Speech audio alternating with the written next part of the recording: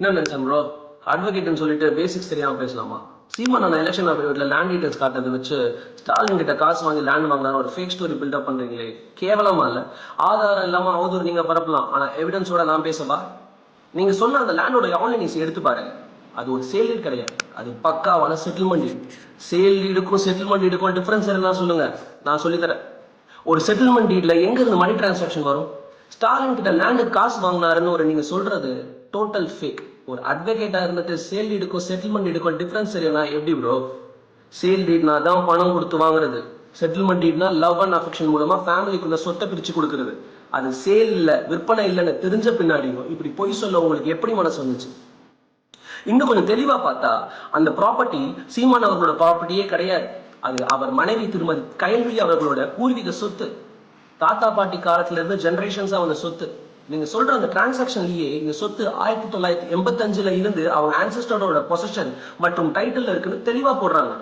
இப்படி பூர்வீகமா உரிமை மற்றும் அனுபவத்துல இருக்க சொத்தை இப்போ ஃபேமிலிக்குள்ள செட்டில்மெண்ட் பண்ணி ரெஜிஸ்டர் பண்ணிருக்காங்க. இது அவங்களுடைய ரைட்ஃபுல் இன்ஹெரிட்டன்ஸ். இதுல போய் ஸ்டாலினை கோத்துடுறது உங்க கேவலமான பாலிடிக்ஸ் இல்ல. நெல்சன் ப்ரோ, நீங்க இவ்வளவு பேசுறீங்களே, சீமான் ஸ்டாலின் கிட்ட இருந்து காசு வாங்கினாருன்னு ஒரு சிங்கிள் ப்ரூஃப் உங்களால காட்ட முடியுமா? ஒரு பேங்க் ஸ்டேட்மெண்ட் காட்ட முடியுமா? இல்ல ஒரு டாக்குமெண்ட் ப்ரூஃப் காட்ட முடியுமா?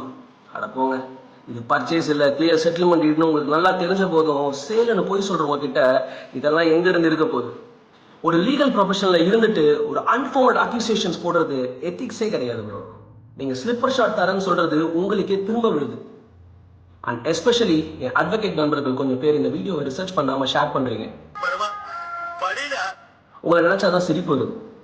பேசிக் டைட்டில் சர்ச் பண்ண தெரியல, ஆன்லைன் ஈஸி ரீட் பண்ண தெரியல, வாட்ஸ்அப்ல வர ஃபேக் நியூஸை நம்பி நீங்களும் கூட சேர்ந்து அட்வொகேசி பண்றீங்களே. ரிசர்ச் பண்ணாத நெல்சனையும் அதை நம்புற உங்களையும் பார்த்தா ஊருக்கே சிரிப்பு வருது. இனிமேலாச்சும் ஃபேக் நியூஸ் பரப்பாம லீகல் டாக்குமெண்ட்ஸை வெரிஃபை பண்ண பழகுங்க. Nelson, we respect your work. ஆனா இப்போ நீங்க சொன்ன பொய்யை பார்த்தா இப்படிதான் மற்ற எல்லா விஷயத்திலும் ரீல் விட்டுருப்பீங்கன்னு தோணுது. உண்மையான கருத்துக்களை முன்வைங்க, அதை வாழ்த்துறோம் வணங்குறோம். பொய்ன்னு தெரிஞ்சும் அவதூறு பரப்பாதீங்க. உங்களை நீங்களே கீழே தரம் தாழ்த்திக்கிறீங்க. சொத்து சீமானோடது இல்லை, ஸ்டாலின் துட்டும் இல்லை, அது பர்ச்சேஸும் இல்லை. That's a purely an ancestral settlement. இனிமேல் ஆச்சு உங்க அட்வொகேட் இமேஜை டேமேஜ் பண்ணிக்காதீங்க. டாக்குமெண்ட்ஸை படிங்க நெல்சன். டே பரமா, படிடா படி.